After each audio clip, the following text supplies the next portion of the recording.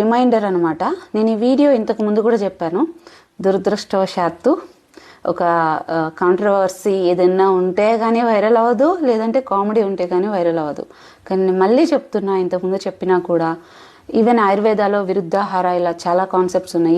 ఇది కాంబినేషన్ తినద్దు, ఇలా ఈ టైంలో తినద్దు, అది తినద్దు, ఇది తినద్దు అని అన్నీ చెప్పిన వాళ్ళు కూడా ఒక మాట చెప్తారు.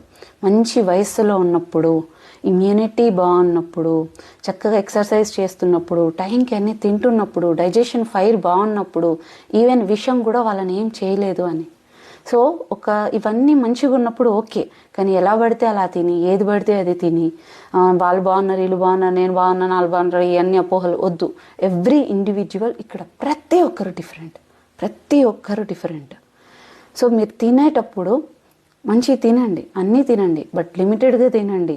మీ డైజెషన్ ఫైర్ ఇంప్రూవ్ చేసుకోండి. ఆకలిని చంపేసే పౌడర్స్ లాంటివి తీసుకోకండి. ఒక మనిషికి ఆకలి చచ్చిపోతుంది అంటే అర్థం రోగం స్టార్ట్ అయిందని అర్థం.